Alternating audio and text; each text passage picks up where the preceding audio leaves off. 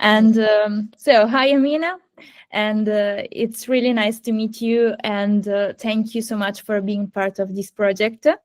And first of all, I have to apologize for my English that is not perfect, but I promise I'll do my best.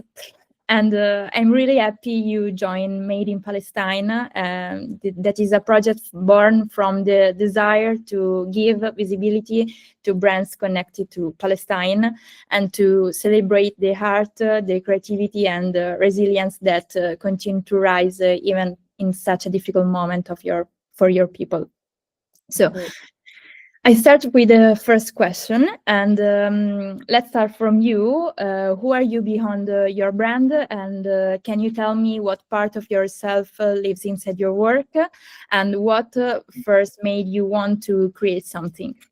Absolutely, Fabiola, it's a pleasure to meet you, and your English is wonderful. And you know, I'm already used to English being in different dialects because my entire team is based in Europe. So Okay. everybody, you know, everyone speaks English in their own ways, and we love it. We entertain it. Okay. So, and I'm honored to be a part of this conversation, and for you to have seen my work and see the type of the good work that comes from the work that we're doing with the brand, similar to what you're doing as well. So my name is Aminah. I'm born in Palestine, raised here in the US, and I'm one of the co-founders of the brand Paliroots, or in Arabic known as Judur Palestine. And this idea was born from this desire to want to connect with my culture and my identity, being here in America. And I imagine a lot of Palestinians who also have been looking for a way. So when we started in 2016, there wasn't really a community built for Palestinians in the US or just in the diaspora in general who can connect with themselves. There's, you know, small little gatherings. The most we would connect with our culture is at weddings. And I wanted to go a little bit beyond that. So I studied fashion. And throughout my time studying fashion, I knew I wanted to do something for my people. And the same way that my parents raised us, they raised us with a lot of culture and identity, and we never forgot who we are. We celebrate our identity all the time. So the idea really came from my grandfather and my father as well, who, you know, one of the things my grandfather told us was, I didn't leave Palestine back in the 70s and 80s for you guys to have the American dream. It's to use the tools here in the US to build for our people back home, and then you go back home. So ultimately, when someone asks, like, what's your goal with Paliroots? I'm like, I want to go back home. That's my goal. You know, it's to build there, to get closer with my people, to start projects deeply in Palestine. But for now, we're just doing it all remotely. But Paliroots is a Palestinian-inspired cultural streetwear brand, or known as an urban brand as well. And we pull influencers from Palestinian culture and identity and infuse them with fashion, because I believe that fashion is such a strong medium to connect with people and also to be very expressive of who you are. I think people should be very conscious of what they wear, because it really represents who they are and what they support. So for me, it's like I create this brand not only just for Palestinians, but for all like-minded people who believe in liberty, who believe in the beauty of culture and identity and community, everything that Palestinian culture teaches us. We infuse it, and we found that there's so many similarities between other cultures, like the Latin community, the Italian community. Like, your culture and everyone's culture is very similar, and we're connected more than we think. So we're noticing that a lot of people who connect with Paliroots are not Palestinian, and I think that's a huge achievement for us. 100%. Okay, great. And when you create, do you feel you're also representing Palestine, even unconsciously? And do you ever think of your work as a part of a bigger story about identity, heritage, and belonging? Absolutely. I think Palestine is always a state of mind for me. And we do that not just in our design work, but I think in what ways we can support people in Palestine, whether it's through philanthropic efforts, through charity, or just working with people directly in Palestine is important for us. So at the end of the day, anything that we do, we're very conscious of what we're trying to achieve, and we try to see what ways it can impact more than just us, but everyone else around us. And that's why, we think tapping into throwing events for our community to connect people together, finding ways that if we can make a product in Palestine, we make it in Palestine. And actually, I just got off of a call with someone in Palestine who's going to be doing a project for us with women in Palestine. And it's been my dream. We want to expand into how can we support farmers? Okay, let's look at products that farmers make in Palestine. How can we export them? Because people want to connect, want to taste, want to feel, want to smell and experience Palestine. And how can we do that without them needing to go to Palestine because of the situation that's happening there? I'm born in Palestine, born in Jerusalem, and I'm unable to go back to my own birthplace. And I can imagine a lot of Palestinians who are unable to go back home. It's like, how can we bring home to us when we're so far away? Okay. And how would you describe the creative soul of Palestine today? Is there a common energy or a spirit, a way to creating that feels uniquely Palestinian to you? Yeah, because we're a streetwear brand, one of the things we're trying to do is to get people to not just think of Palestine as a casualty of war or a place of death and destruction, but more so life. And I think changing people's perspective that humanizes the Palestinians of here's our culture, here's identity, here's who we are. I think that's creatively tapping into how can we find different avenues to get people inspired so that one day eventually they might want to go to Palestine and want to experience it. Or maybe they have a Palestinian friend where they're like, hey, I actually want to learn about your culture. Can you teach me something? So what we do is we make Palestine cool, saying words like yalla, habibi, like the Arab culture is so in right now, but they think like, oh, it's only Dubai that's the yalla and habibi. And we're like, no, we're the yalla and habibis OG, So we try to make Palestine relatable. We try to make people connected together where they're curious. And I think getting people curious is one of the strongest thing that someone can do. And I think we do a pretty good job at getting people curious because they see a brand with, all kinds of ethnicities wearing a kufia pattern. And like, I'm wearing it in my shirt. And they're like, I've seen this pattern before. Why does it look so cool? You're not Palestinian. So people are like, asking all these questions, and we're tapping into a more of inclusive market where everybody gets to celebrate and experience Palestine, whether it's through clothing, whether it's through connections. I think that's how we creatively found a way. I think there's all forms of activism when it comes to being active on bringing more awareness to Palestine. We just take the art form. There's journalists, there's activists, there's no one way to be an activist for Palestine. I think there's so many creative ways. And if everybody taps into what they're doing now and how can they apply it to Palestine, that is activism on its own. Okay. And in a moment like this, how has it felt to keep creating? Has it been difficult to continue your work emotionally or maybe also practically in the current situation? Yeah, that's the big question, Fabiola. How are we coping with things? And honestly, some might think that what we have experienced in 2 years has only been 2 years, but it's been 75 years and more. And we Palestinians have learned how to cope with it by continuing life. And that's one of the things that people in Gaza, my team, my charity partners, my friends in Gaza say is like, live your life, continue to do what you're doing, proceed forward. Like this is ultimately a test from God to us. But for you guys, you must continue to thrive because at the end of the day, that's what they want. They want everybody to stay down. They want no, it's like we need to fuel each other as a community. We need to keep pushing forward. And the thing is, I think the greatest lesson that we've learned as Palestinians experience occupation and genocide is how impactful community is, and also how much power people have. Like we have more power than we think. And if we were just to utilize it together, we're able to achieve so much in life, to free all people from all sorts of oppression. So for me, the last 2 years specifically, yes, was very hard to create, but also have been so inspired. And almost like my hope has been reignited to maybe I will get to live in a free Palestine in my lifetime. Maybe that's a chance because for the last 30 years of my life since I've been alive, I didn't know if I would be able to experience it, but today I feel so confident that we're going to be able to achieve this, where people can be free of oppression, especially my people too. So in a way, it's like, yes, very, very heartbreaking. Sometimes it debilitates you from being able to think, work, eat, sleep. But at the end of the day, the bigger picture is the people have so much power, and tapping into that is what keeps us going, truthfully.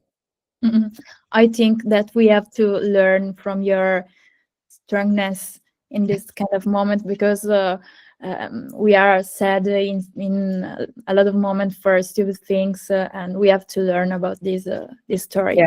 For people. Yeah, absolutely. It's the people. I mean, if you don't feel sad about what's happening, then I ask the question is, are you human? You know, because you can't keep your eyes closed seeing what's going on there. But at the end of the day, we continue, we push forward, we gather, we collect, and we create, most importantly. And do you believe that creativity can be a form of resistance? And if so, how does that the idea take shape in your work? 100. That is a wonderful question, and honestly, the big answer is yes, yes, and yes.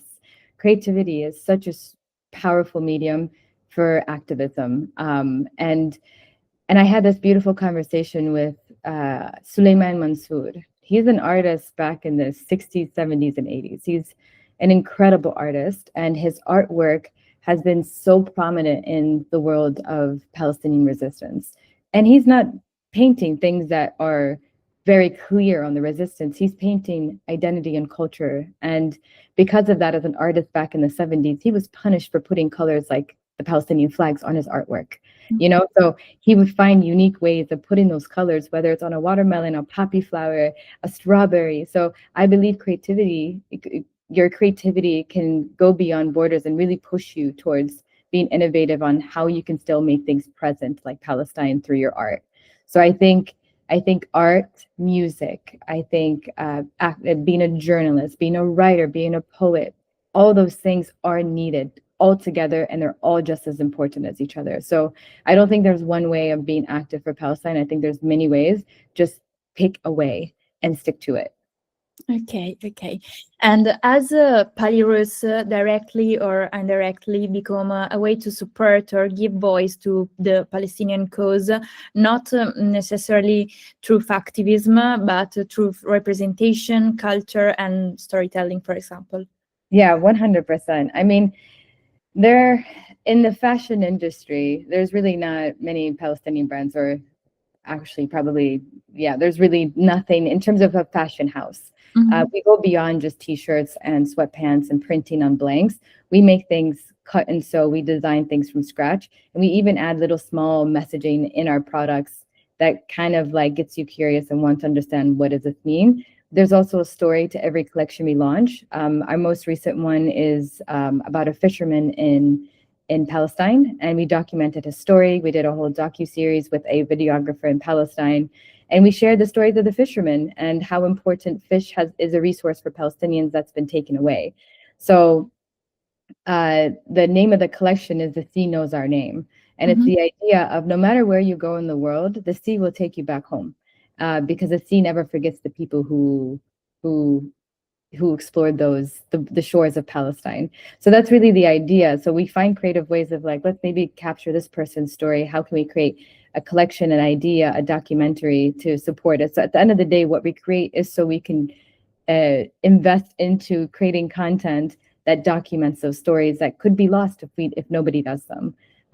So that's kind of how we've been prominent on finding ways of combining fashion with capturing stories. And we're working on that a lot more than where we are today. I think what's 2026 is going to roll out. I think our community is going to be pretty shocked with what we're doing with infusing Palestine into your wardrobe. But I hope that answers your question. I don't know. Yeah, of course. And how does the current situation influence your creativity, emotionally, artistically, or spiritually? Can you repeat that question one more time? Yes. How does the current situation influence your creativity emotionally, artistically, or spiritually? I think it's a roller coaster, Fabiola.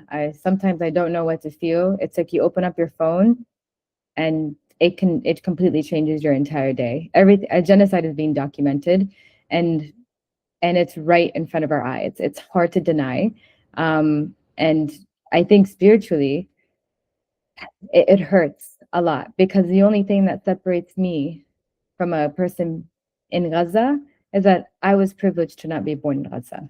But yet they are also believe that they are privileged to live in Gaza. So at the end of the day, it's like, it's just that they are receiving the short end of the stick with how our governments and our leaders ignore their pain. So that's really the difference. So spiritually, for me, I almost feel guilt because it's like that could have been me. I was born into a different family. So for me, that idea really hurts, but it doesn't stop me from creating. It doesn't stop me from proceeding forward, because at the end of the day, I know because of that privilege of being here, I need to create for them. I need to build more programs and just do something and not just sit there and be like, oh, I'm feeling really sad, I'm going to sit under my covers and sleep. No, I think their pain allows me to push me forward, where I'm like, that pain does not go unseen, and I'm going to do everything in my power, being thousands of miles away, to do something about it. So I think in a way it's like, I'm never going to stop until my people are free. I'm going to keep creating until I'm free. I'm going to keep moving till I'm free. And when they're free, we're going to go for Sudan. We're going to go for Yemen. We're going to go for all oppressed people, because one thing about Palestinians, it's not just about us. The liberation of Palestine means everyone needs to be liberated all together. So that's really, I don't think I think I'll die. Keep doing what I'm doing. I don't imagine myself ever retiring, because if we have to create Sudan roots and Yemen roots to get them free, then that's the goal. Like, we just keep going until we push forward. But for now, I am focused on Palestine because that's what I know now. But I do imagine my future life, after liberated Palestine, is to support all oppressed people. I agree with you, and I understand your feeling that you said when you're scrolling your iPhone, and my heart is broken every day, and I'm not Palestinian, so it's very, very sad situation. But I think that it could be the first cause that give us the possibility to open our eyes to the world, to hold the situation. Yeah, absolutely. And the thing is, Fabiola, what is really crazy about these last 2 years is anytime I told someone I was Palestinian, I would get mistaken for, oh, you're from Pakistan, oh, you're from this. And I'm like, oh, Palestine. No one knew what Palestine was, where we were located, especially here in the US. Maybe in Europe it might be a little different, people know, but in the US, nobody knew we existed. And today, when I tell someone I'm Palestinian, the amount of times that people come and say, I'm with you, I support you, I feel so seen by people, and it was sad because for majority of my life, I felt like my existence was fading away because nobody was able to recognize us.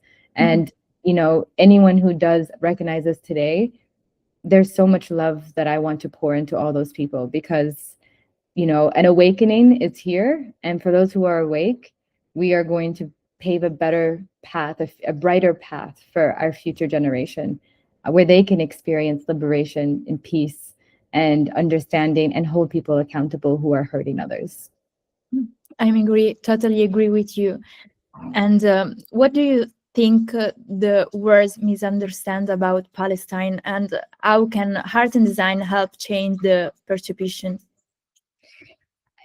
I think for a while with censorship, a lot of people didn't know what was happening there. And because there's a high volume of people posting it, you can't censor everything. So I think when people, it's kind of like almost a shock to people saying like, this is happening? Like, when has this been happening? And I think, people in Gaza have done an incredible job documenting what is happening all together, all at once. And because of that, the power of social media, it's allowed people to wake up and see. And then those videos were also fueled by people who are sharing them, commenting and liking them, because those are things that should be seen. That's real life. And while I would love to know what the next best product to go and buy for my makeup routine, I also want to know what's happening in the world. And they did a great job together as the people, which is why I say people are so powerful, is that if there's something that we need to fight all together, we need to put our minds and hearts into it. And I think like it's a lot of things have changed right now. And like I said, I'm very hopeful for a liberated Palestine. I believe we are so near, we are so close. Okay.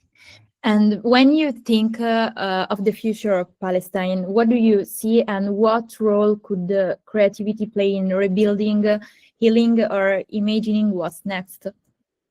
Oh my God, a free Palestine. Sometimes it's really hard to imagine it. But what I know for a fact is that the moment that there is some sort of announcement of Palestine is free and all people can return and rebuild and restore, what I imagine for myself is for me to be on a one-way ticket back home, you know? And I imagine how long it'll take to go through the borders, considering that everyone's probably going to do the same thing. So for me, in terms of a 10 years into 5 years road into Palestine, I believe all who are creative, entrepreneurs, artists, architects, doctors, dentists, all of us are going to want to go back and provide for our people, because if you were to look at like all the Palestinians, we are in every single profession. And if we were to go back and serve our people, you know, all of what we know, we're going to build businesses together. We're going to build art together. We're going to bring Palestine products to the world.